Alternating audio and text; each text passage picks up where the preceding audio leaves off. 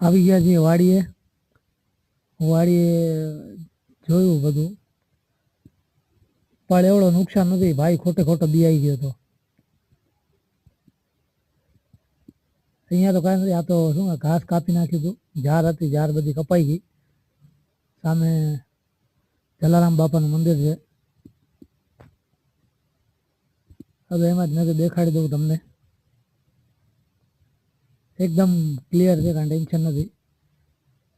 તમને એ જગ્યાએ પણ દેખાડી જ્યાં આગ લાગી ગઈ હતી. જો એકદમ ક્લિયર છે, કાંઈ ટેન્શન નથી.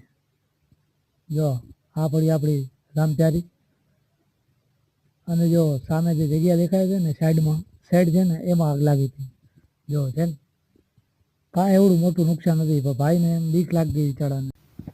ભાઈને બીક લાગી ગઈ કે ભાઈ વધારે નુકસાન થઈ ગયું, આ થઈ ગયું, તે થઈ ગયું. એટલે મતલબ વાત ગમે એમ તો આપણો માલધારી જ, એટલે જોયું આમાં કાંઈ છે નહીં, એટલે કાંઈ બોલ્યા નથી. શું મતલબ નથી કાંઈ, છોકરાને રીતે મસ્તીમાં હતા એટલે કરી નાખ્યું. પણ એવડું કાંઈ નુકસાન નથી, થોડુંક જ 1-1.5 મણમાં કાંઈ ન થાય એટલું તો હાલે.